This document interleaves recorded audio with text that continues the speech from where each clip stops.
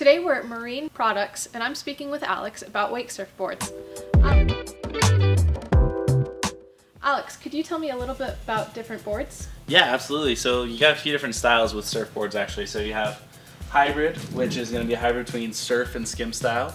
And then you have skim style, which is going to be pretty much the boards that have the sharper rails, just like this guy, or it has a pintail design. That way you can do more tricks like 360s, pop shove-its, one of the surface tricks. And then you have surf style, which be something like this, where generally the boards are going to have softer rails all the way through, and it's going to be a little more narrow, and it's going to roll edge to edge a little bit quicker, and it's more for carving and making certain like ocean surfing maneuvers. So fun stuff like that. And the traction is going to be a little bit different. Generally surf style, you're going to have 3 to 4 fins. Skim style, you're just going to have one small fin. And then hybrids, you can have 3 to 4 as well. Hybrids are going to be generally the boards that are better for beginners and just more user-friendly for guys that need a little more stability. So you were talking about rails. Can you tell me what the rails are and what the differences are between different rail types? Yeah, so the rails are going to be the edge of the board right here. So basically, if a rail is really sharp, just like this board right here, it's going to allow the board to turn more like this and allow it to be a lot more maneuverable.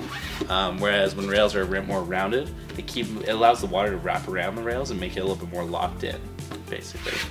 Gotcha. And how many different rail types are there? There's just hard and then there's soft. Hard and soft? Basically. Okay. And you mentioned the fins. That's the bottom of the board, right? Yes. Yeah, so tell me about fins. Yeah, so fins basically...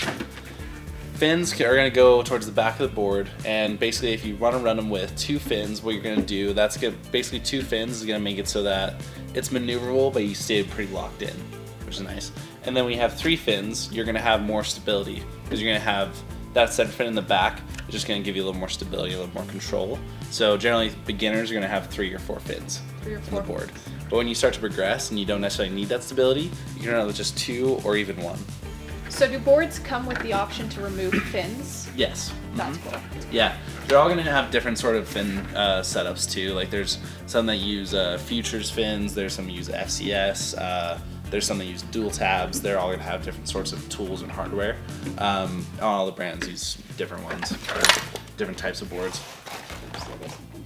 Are there different boards for different heights, or is there basically a one-size-fits-all? No, absolutely. One thing is you definitely want to make sure that you get the right board for the right size person, honestly. So there's going to be a few different factors. So say you're wanting to get a board like this, you tell this board is really wide. So this is a board that you can actually size down on, and you can kind of get a little more of a range of it. So this is a 4.7, but because of how wide it is, you can actually go up to like a guy that's a little bit above 200 pounds on this, just because with the way wakes are getting now too, that's another factor, is you can actually size down on boards because the wakes are so big on these newer boats that you don't necessarily need a big board to give you the most amount of push.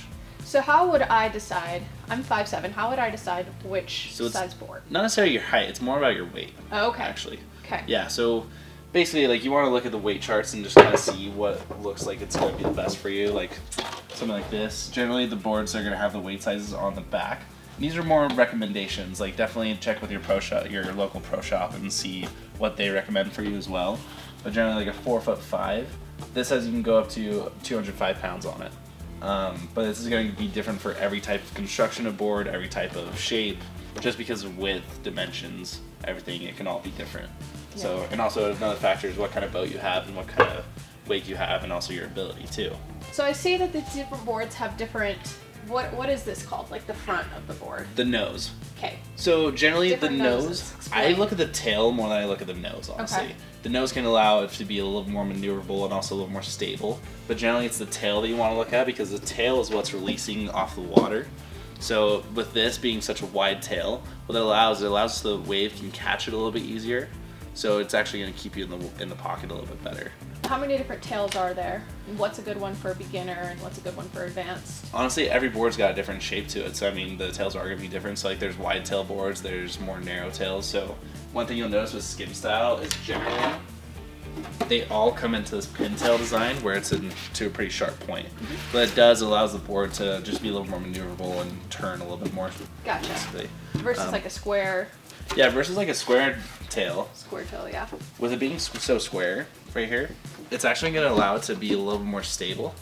actually, because it's actually digging into the water a little bit more and you're getting more traction. Yeah, there's more drag.